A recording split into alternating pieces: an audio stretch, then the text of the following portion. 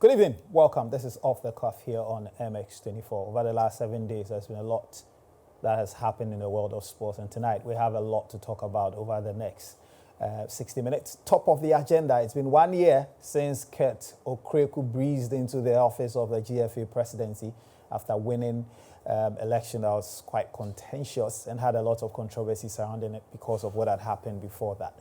So 1 year into Kurt's tenure as the president of the Ghana Football Association, we give you the opportunity to assess his performance so far, albeit against the backdrop that there was COVID, which is taking about 6 months of the active period of his presidency. So we'll be sharing our WhatsApp line and our Twitter handle with you. We'll give you the opportunity to comment on that. Kotoko have a unique relationship with Brazilians. Well, actually, Hearts of Folk also have a technical director. In the build-up to the start of the new season, Kotoko have signed the latest Brazilian to come into town. The history with the Brazilians is quite sketchy. We'll be exploring that in this edition of the show as well. Last week, it was Alhaji Moro who was laid to rest. This week, another sports administrator has passed on, Evans Amenume. We'll be talking to a prominent former executive of the Ghana Football Association concerning what this means for football administration in the country and whether there is a succession plan. And then later on, we'll go to Europe and the rest of the world, and we talk about the biggest sports stories across the world. This is MX24. You're watching Off the Cuff. I'm going for my first break. When I come back, there's a lot to talk about. Stay tuned. Please don't go away.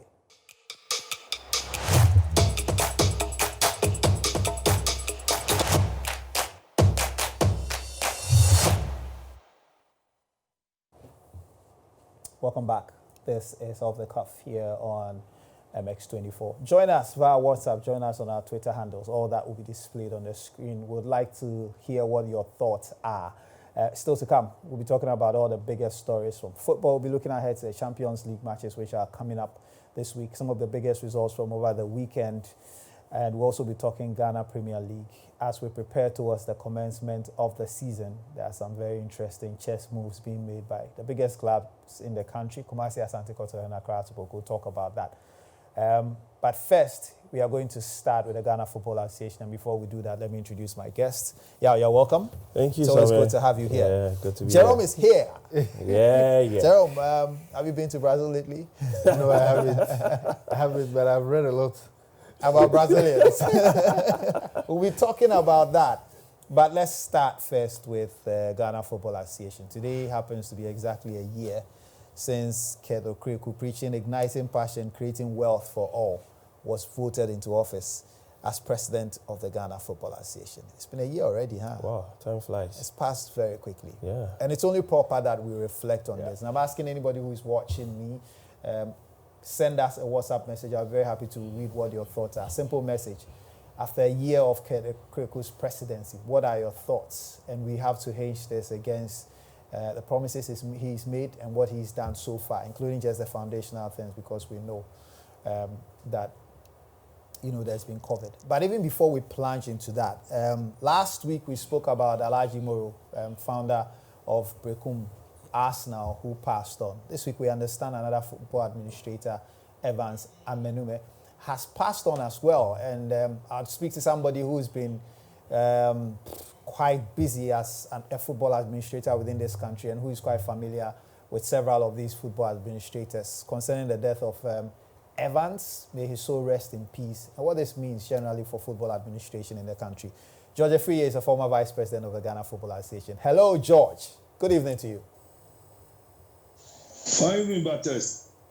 Thank you very much for joining us. I guess the first question will be, what have you been up to? Because we haven't seen you or heard from you for a while, George.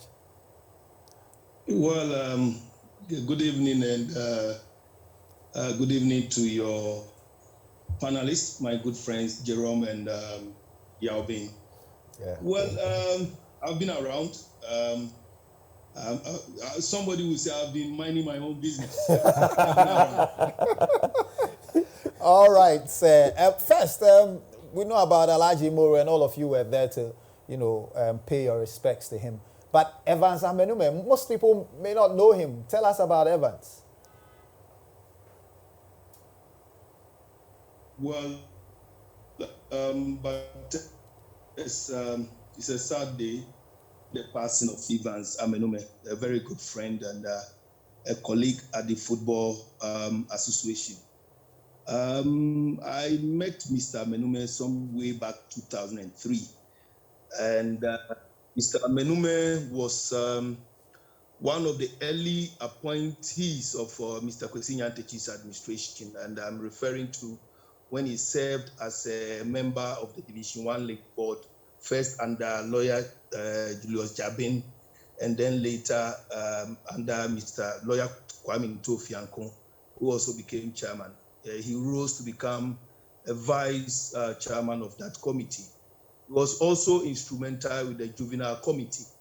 And then he was also very much involved with activities at the Regional Football Association, precisely Greater Accra Regional Football Association. From my point, he's almost dedicated throughout his life. I mean, from speaking to him, interacting with him, he has been doing football even before some of us even joined the Football Association. And very nice person, hardworking. But as you understand that, if you look at those crop of old leaders that some of us came to meet, these are people who were doing football for almost nothing. It was just the passion, the love, and the zeal to just develop youth in this our football industry. They were not being remunerated for, they were not being paid for the services that they were rendering those days. I mean, it was just the pure passion and the love of the game. And I'm just referring to, while you even have Yao and Jerome in your studio this evening, it is not just because of maybe what Metro is going to give them by sitting there, but because of their love and passion for it. And these old men were doing that in their days. I mean, Mr. Menume was a very, very fine gentleman. You will never find fault with. Anybody who came close working with him will tell you that he was a very nice person. And so, George, as we lose some of these old guys, what do you see? Do you think there's good enough succession planning, that we have a good enough breed of people taking over from these guys in terms of football administration? Well, the scope and the structure itself in football is changing. I mean, we've moved from the past when, during their days, we were using skill and measurements to determine the ages of players and all that. These days, yes, that used to be the days of the good old coast football day. Now the structure is changing and football has evolved. I mean, as you all understand. And so there's a popular saying in Akan that ejabiwu ejabitiase. You can never say that, because we've lost these old men, or we've lost this old generation, we don't have enough young men coming in. Definitely we'll get people coming in. But my fear is that the love of money these days is where the problem is. You see, in the past, you could get these people going around scouting for players. They were doing almost the work of coaches at the same time. Those days, they could recommend players for the juvenile teams. I'm talking of the under 17, the under 20. Because these are the people who travel to our hinterlands to look for talents, to do the scouting, to do the scaling, to do registration. And I remember recently we lost these 8 kids in the offensive constituency. These were the things they were doing in the past. They would pass these kids, put them in a car, go scale them, register them, bring those registration to the urban centers. So it was difficult then. So you ask yourself whether we have young men these days taking over to do the exact work that they were doing for. For example, I'll give you a typical example. During the early days of Mr. Nyantechi's administration, when Mr. Menume was serving as a member of the Division 1 League Board, he was being paid 40, I think it was even 25 cedis. Then he got to 40 cedis as a sitting allowance. So probably you earn 100 Ghana cedis maximum, or 140, 160 Ghana cedis per month. Wow. Then you ask yourself, a family man of that stature, how is he going to cope? And he was doing this as almost a full-time job. Wow. You see, so there were a lot of sacrifices, there were a lot of determination and the passion to do work. So you have to find out whether these days we have people who are ready to step up to say that, yes, I want to dedicate myself to serve football in that capacity. That is where the question lies. It's a big question, George. Before I let you go, though, where should we expect you to pop up one of these days? You're a football person. I don't think you will be minding your business for too long. Just send an official invitation. I'm sure what you want to talk. 1 year of it's been exactly 1 year when a new administration took over from the normalization committee. So you want to know my views, the new administration, whether they are doing well, what are the pluses and minuses and whatever. Just right now. All right, George, thank you very much for speaking to us. We are very grateful. It's always a pleasure. So that official invitation will come.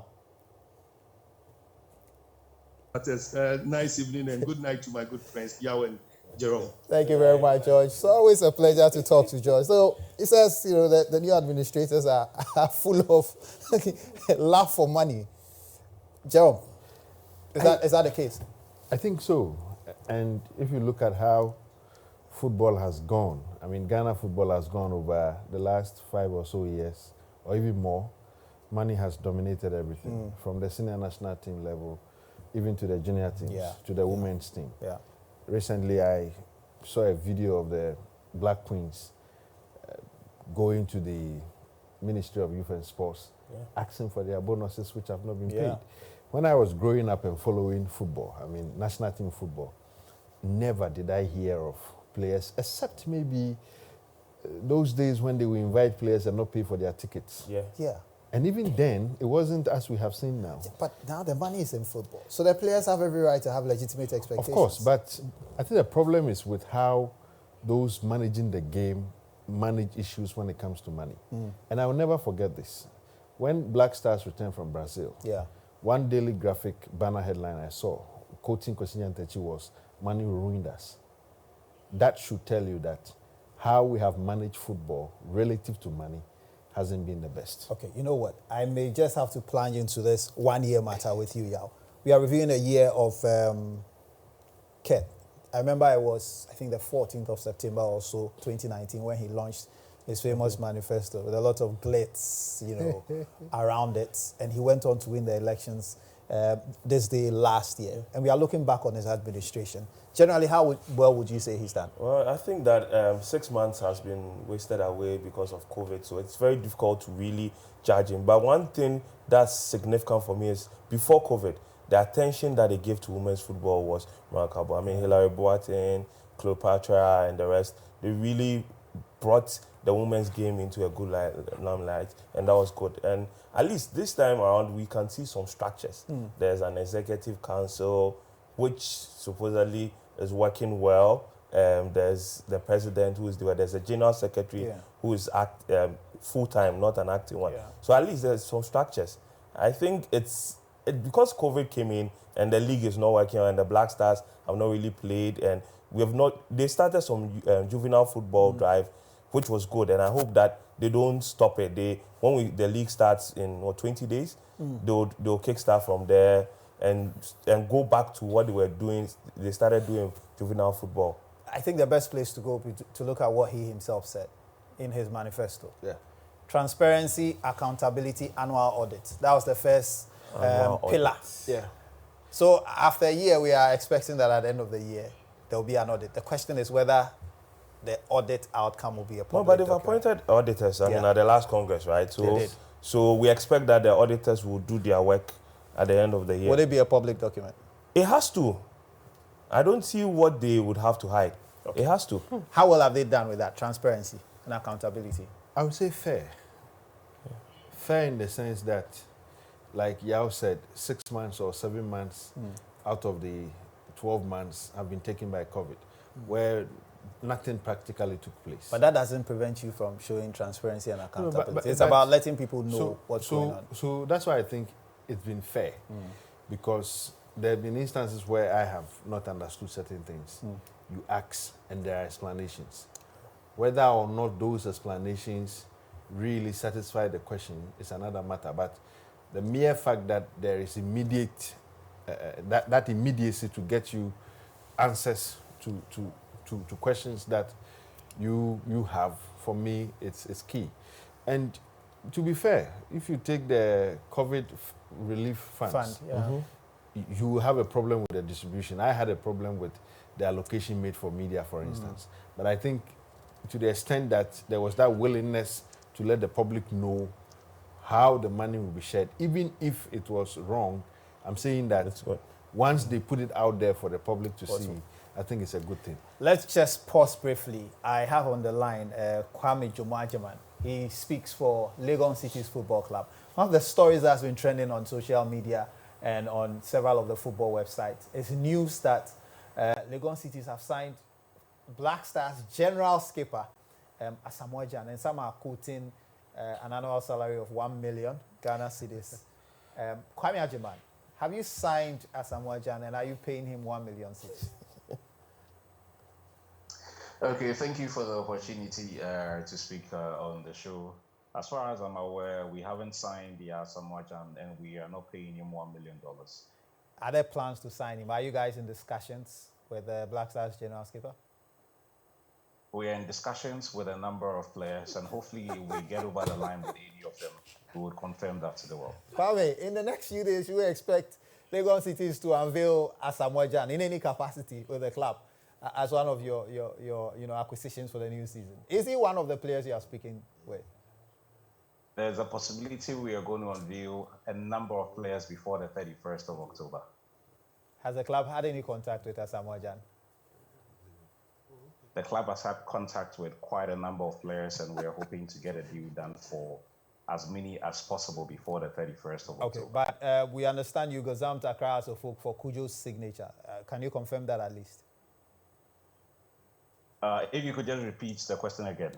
Kujo, a player everybody is quite familiar with. Hearts of Folk were looking to sign him. I understand Legon Cities have acquired services. Enim Kujo, you mean? Yes. Oh, okay.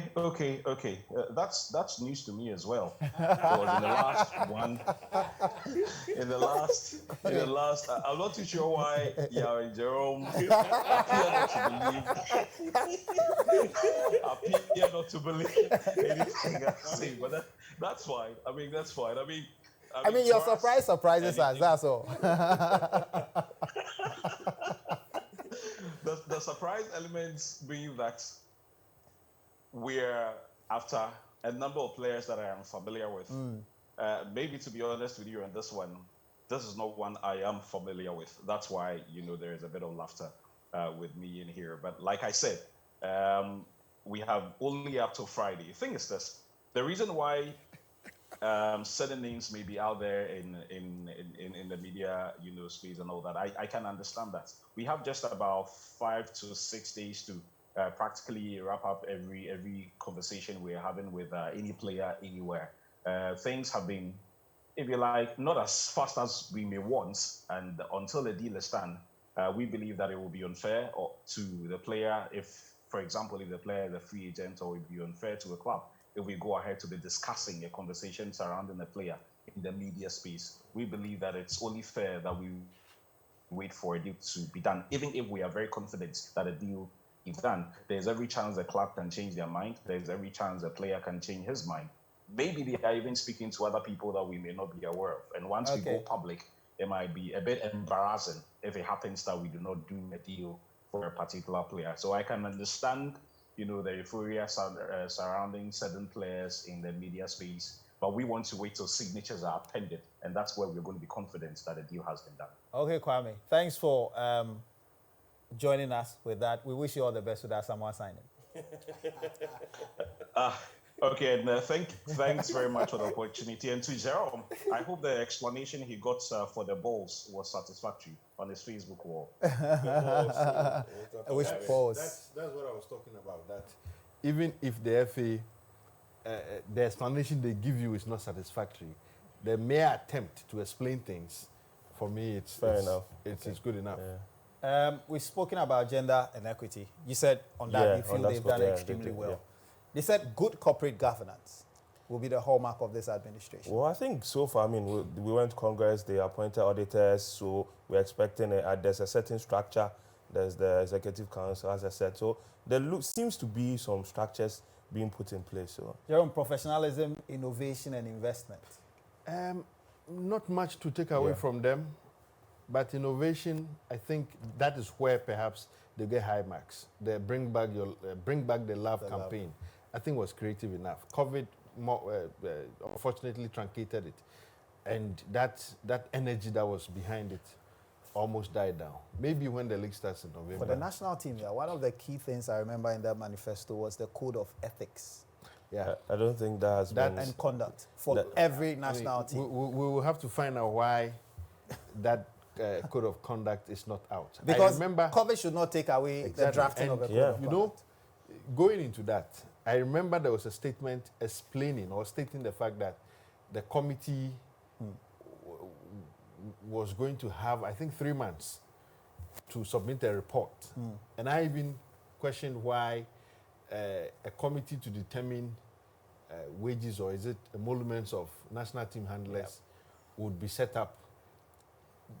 I mean, there will be appointments to these national teams before a committee goes in to determine what they should be paid. So, on what basis did they accept? And there's one last thing I want. There's a committee that has been set up to look at the contribution of football to GDP. I really want to see that committee work, because basically what's going to happen is once we get a certain blueprint from that, even clubs can use that to go to sponsors and say, look, sponsor me, this is the value I'm going to bring to the community, this is the value I'm going to bring to your company. We need something like that. So if they can action it, I think that would be good. Again, on the national team, I think they said that they were going to convince Black Stars players to give at least 15% of their bonuses to be used to support juvenile football. I don't think I don't know if the process has even started. Maybe it's a process. But that committee to determine emoluments of national team handlers, it's something we must find out. It's too long ago.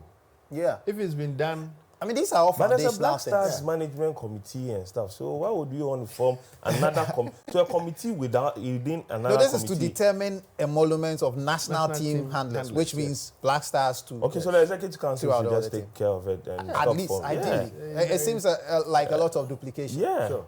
Okay.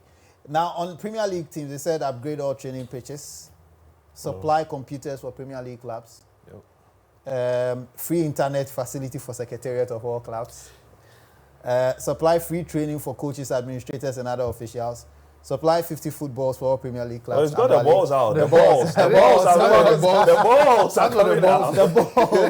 So 30 pairs of football boots for all Premier League clubs annually. Have you heard anything about that? Supply 4 sets of training bibs to all Premier League clubs annually. Yeah. Free registration of up to 30 players per club onto National Health Insurance Scheme. I don't think that has been done. Free player registration cards for up to 30 players per club. No. Provision of 35% of World Cup benefit fund. I mean, that will be after we qualify. To be fair, these things would, I think some of them will come because it's a 5 year term of how many years? 4 or 5? 4 years or 4 5 years. I mean, not everything can be done in the first year. And particularly when COVID took away a chunk of the time, it's difficult to judge them.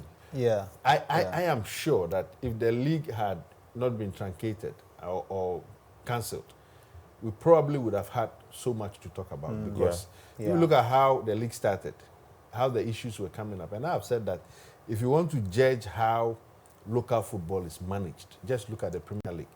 When the disciplinary issues, when the issues of violence and those things come up, the speed with which cases are dealt with, the sort of confidence the public have in the system that is managing the game.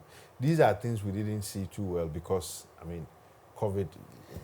Just before I go for the break, it says also that concerning coaches, provision of training opportunities to enhance knowledge and certification, attachment opportunities with reputable international clubs and federation, provision of up-to-date coaching and player monitoring software, access to proposed central fund, and introduce exchange programs with other FAs around the world. Well, it's still early days here. But he set a really high benchmark. And there's one thing perhaps we should mention. The catch them young. Catch them young. Yeah, that's what I was talking about referee. I think something has started. I saw some training going on for some young guys. That's a whole discussion for me. I remember the last time I had a discussion with young referees. They were very passionate, but they spoke about how dangerous the lower divisions are, especially going into the hinterland for matches. And that's still the fear for most professionals who otherwise want to get involved. This is off the cuff here on MX24. We've been speaking about 1 year of Okraku, and we had the opportunity also to talk to George Efie about the demise of key sports football administrators in the country. And you heard Kwame Jumo Ajiman attempting to clarify the position of Legon Cities in relation to Asamoah and Enim Kujo. I'm going for my second break. When we come back, we'll talk about Kotoko and Hearts and their latest acquisitions ahead of the start of the Premier League season. And we'll go to Europe and look at the stories from the biggest leagues. This is Off the Cuff. Stay tuned.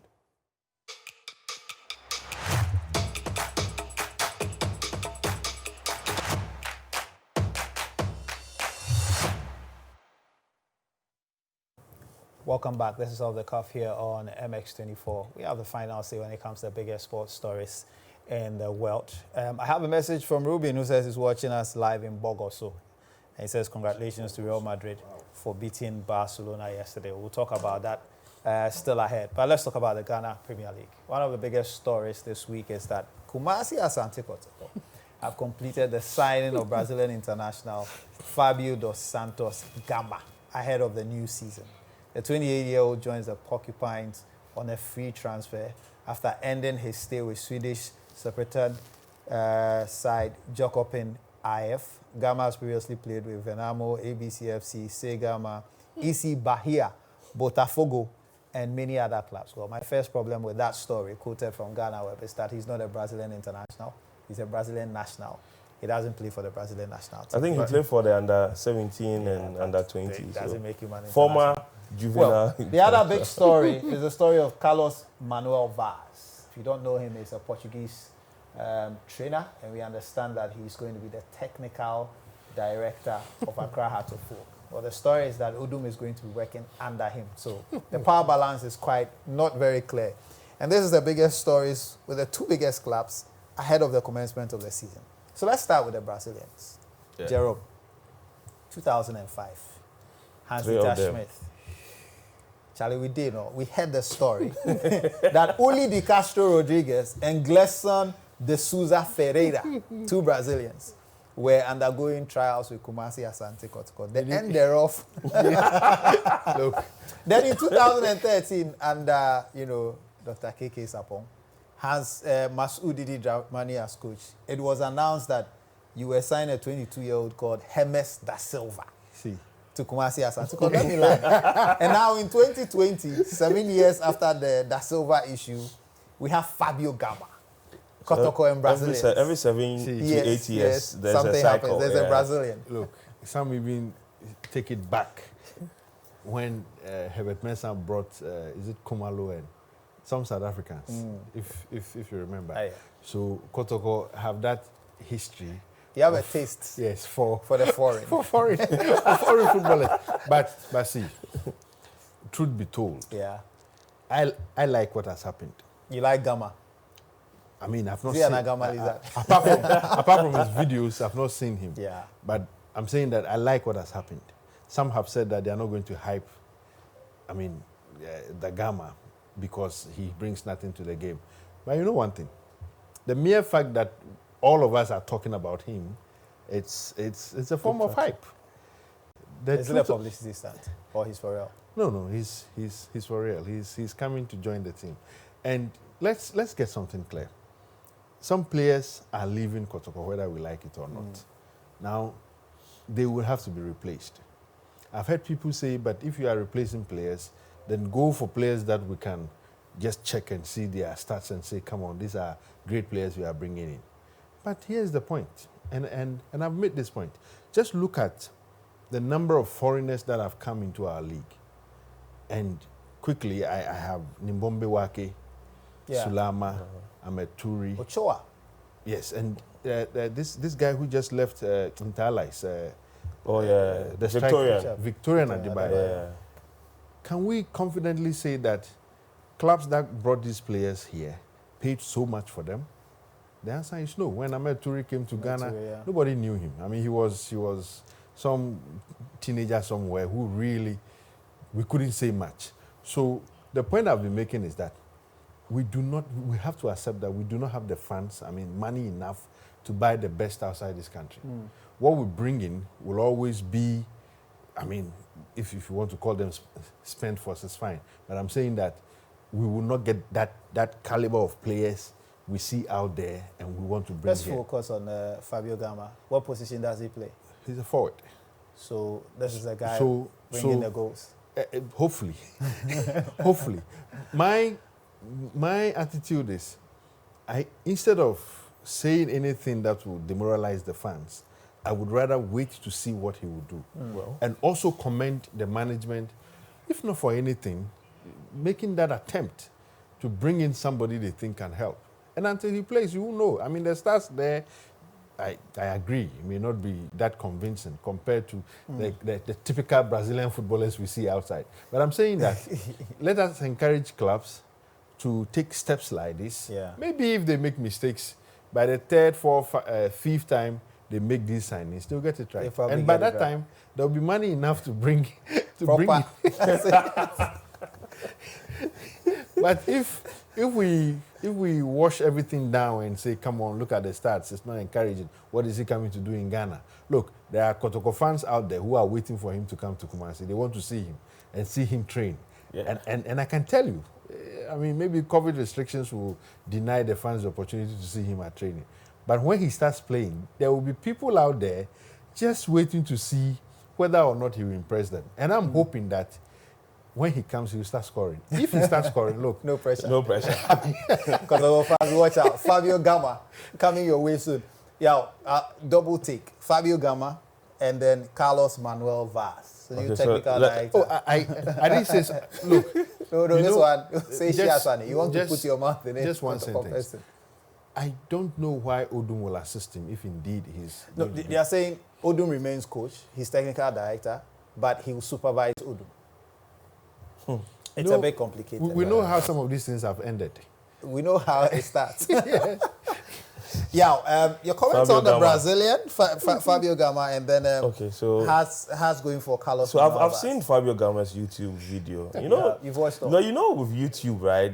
It is you heavily can actually look very good on YouTube. Yeah. I've seen a lot of players, when you look at the YouTube compilation, they look like the next Messi. Yeah.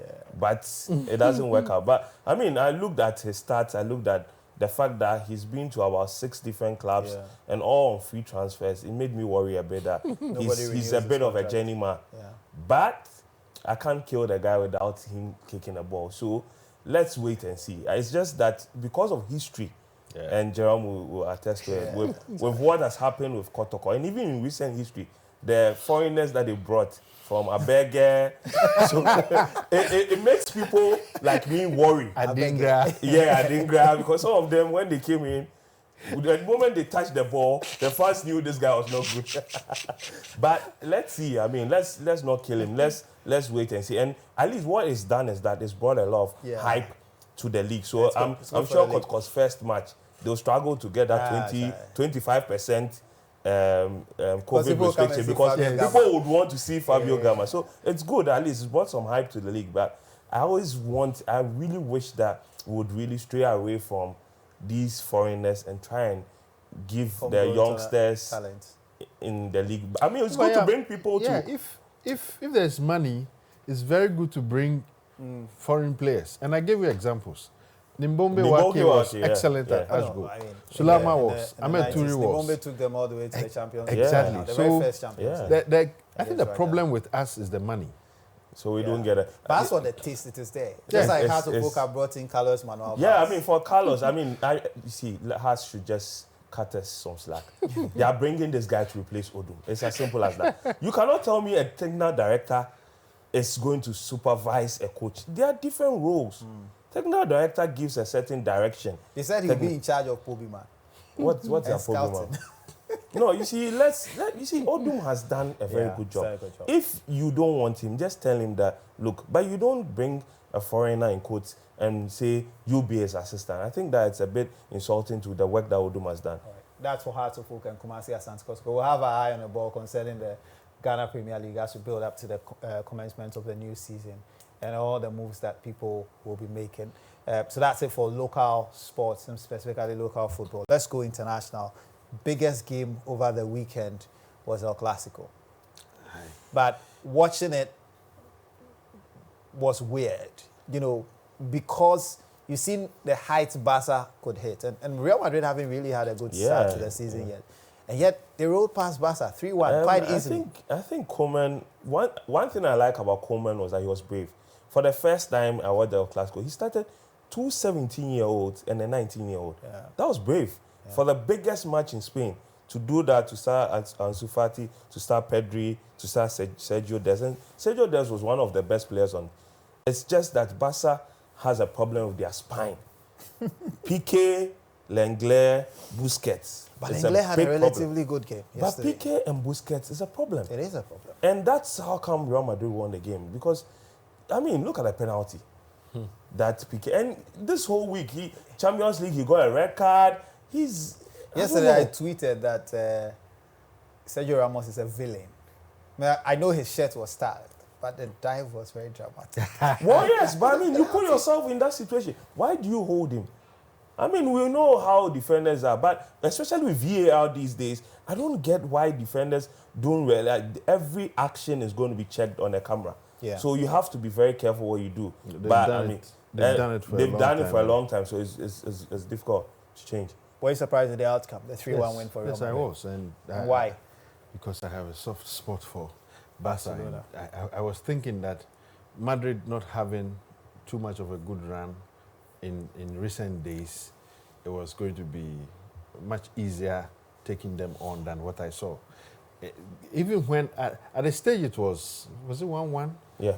I still felt that, look, this game will still go their way, and truly it did. With the defense you were talking of, the Barca I have seen over years, I don't think I've had a good defense. It's always the attack that more or less works so hard to shield their weaknesses. And if it's not with goalkeeping, you definitely will have something within the back four not working well. In the best years of Busquets, they had adequate, protection. There was Pujol at the back.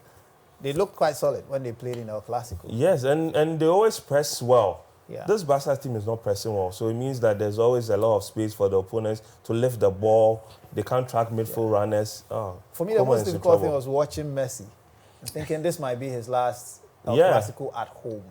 Probably. And this is not how I want to remember his El Clasico days, because he's owned El Clasico for a decade. Yeah.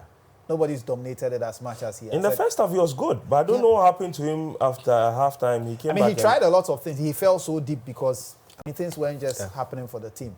So that was Spain, the biggest game in Spain. Let's come to England. The biggest game was Chelsea versus Manchester United. Was a drum match. It was talked up, but never really took up. I was listening to Patrick Sever and he said, man, you were playing with like a life jacket on. and you could, handbrake. With a handbrake on. And clearly, Chelsea did not want to lose that game. Yeah. And Solskjaer too, after losing 2 home games, was a bit cautious. So in the end, it became a drab. Nobody really... Man United tried, and Mendy was superb. If it was Kepa in goal, that would have been like 3-0 or something. Mendy was superb. Those saves from Rashford, even though I felt the first save, Rashford should have done better. But, Mendy was good. His handling, this should have been a goal. He should have just taken a step and lobbed the ball. Yeah. But Mendy was superb. Kepa would have allowed this in. Yeah. Is Kepa really that bad? Yeah, well, the other battle people were talking about was between Matador, who came on in the second half. Cavani. And then Thiago at the back, because people say that it's no surprise that Chelsea have had 2 successive clean sheets. It doesn't happen very often with the Lampard team. Is that the Thiago Silva effect? Most obviously. If he had his early chance, Cavani. Yeah, that was his first touch. If there were instances, or there have been instances where other players have not fared well there, or have not done what is expected of them, Thiago comes in and seals it. That was the save. Why not? You have to give it to him. Really good save. So it ended goalless between Chelsea and Manchester United. Well, it doesn't prop anybody's position. What's happened in the league?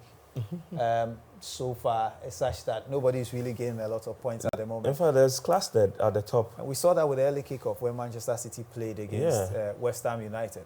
Were you surprised at the outcome of that match? Very, because Manchester City owns the Olympic Stadium.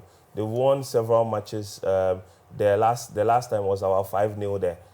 And so to see City draw, but West Ham have built a certain resilience, and Antonio's goal was fantastic. He was allowed a lot of space and turned, and the overhead kick was brilliant. So this man is one of the most criticized coaches in world football. I mean, people feel he knows nothing, and that's basically because of his failure at Manchester United. Yeah. But he seems to have turned this team around after 2 losses. They haven't lost. It's probably with the size of the team. They took the lead against Manchester City. Manchester City had to come back in the second half. Phil Foden came on as a substitute. He swiveled and put this ball past Lucas Fabianski. 1-1, they went for the win, but they couldn't get it. Yeah, so, nobody seems to want to win matches continue. Everton were doing, and today they lost. Yeah. So it's like there's no unbeaten team in the league now. That game was surprising. Southampton have been good. Yeah. Really surprising. Good. And you know, first half the game was over. Yeah, I mean, within 30 minutes, Southampton were 2-0 up, and they defended well. Okay, we are going to go for a break. Remember that there's Arsenal-Leicester, which is currently ongoing. At the end of the first half, it's goalless between the two sides. I'll go for my final break. When I come back, we'll wrap up here on Off the Cuff on MX24. Thank you very much for making us a part of your evening. Stay with us.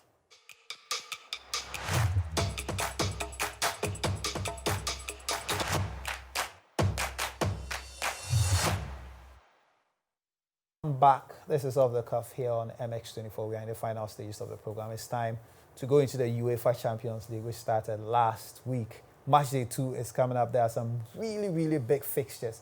And perhaps the biggest of them all, without any doubt, is Barcelona against Juventus. You were telling me earlier, it won't be a Messi versus Ronaldo. Yeah, because Ronaldo still has his COVID issues. He's not fully recovered. He's not tested negative yet, so I doubt he'll start. But it's still a very big tie, especially after Barca's loss against Real Madrid. Yeah, and you know, the funny thing is Juventus are not really playing that well. I mean, Pirlo has come in, he has those ideas. They are struggling to win matches. And Barca too has a new coach in, and they lost their Clasico. So I expect that Barca is going to try and redeem his image against Juventus. At least they have to win. To pacify the fans, they have to win against Juventus. Jerome, you have a soft spot for Barca. Yeah, but do you think they can bounce back? It's going to be very difficult. And even though Juve may not be doing well, Barca may also not be doing well. The stakes here are different. I mean, they may be struggling in their leagues, but when it comes to the Champions League, all of us know it's a different attitude altogether. And I foresee a close game, a very close game. Inter Milan against Shakhtar Donetsk would have been an ordinary match. Last season, they faced off in the semi-final of the Europa League, which Inter won. 3-0. They won that convincingly. But after what Shakhtar, I know that's Real Madrid.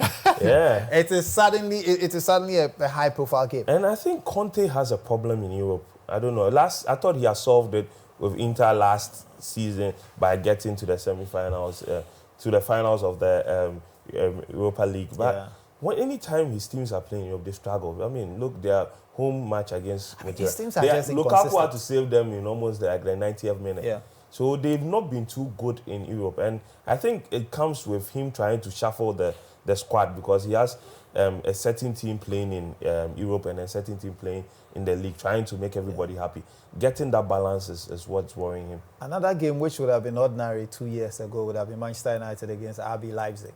But Leipzig were semi-finalists in the Champions League. And it's all about how they were able to rise from nowhere to that point. They have a really good coach. Nagelsmann. And here also against a Manchester United side that, I mean, you would say have struggled almost through every competition they have played. Definitely it's a game to look out for. The Chelsea project hasn't really taken off. They are going to Krasnodar. The journey to go there to the northern part of Russia in this cold weather, I'm beginning to see an upset there. I mean, I don't know. Chelsea, it's a work in progress. And I know Lampard has gone back to the basics, trying to fix the defense. But what he's also done is that it's blunted them. They don't look good going forward. Yeah. You see their forwards getting a lot isolated because most of the time they are sitting back. Yeah. And so it's going to be a difficult game for Chelsea. Well, let me run you through the other fixtures coming up in the UEFA Champions League. We have Lokomotiv Moscow against Bayern Munich. Bayern Munich warmed up for this game by thrashing Eintracht Frankfurt by 5-0. You know who scored a hat-trick. Lewandowski. Undoubtedly the most informed and perhaps the best player in Europe at the moment. Atletico Madrid will hope to bounce back from that 4-0 loss to Bayern Munich in the opening on the opening day as they play against RB Salzburg. It's Mönchengladbach against Real Madrid. Mönchengladbach are a very dangerous side. Manchester City travel to Olympique Marseille. It will be an interesting game against Villas-Boas's side. Atalanta will play against Ajax Amsterdam. Atalanta struggling in Serie A after their loss over the weekend against Sampdoria. It's Liverpool against FC Midtjylland. And on Wednesday, we have Sevilla against Rennes. We have Dortmund against Zenit St. Petersburg. Istanbul Başakşehir against PSG, who hope to bounce back from that Manchester United loss. And it's United against RB Leipzig, which we spoke about. We'll be back next week to look back on all those stories and talk about the biggest stories in the world of sports. As usual, my thanks to Jerome for coming. We'll keep an eye on the Brazilians. Of course. Anyhow, thanks a lot for making us a part of your evening. Yeah. Thanks for inviting us into your home or wherever you watched us from. We'll be back next week with more Off the Cuff here on MX24. Have a good night. Have a blessed week.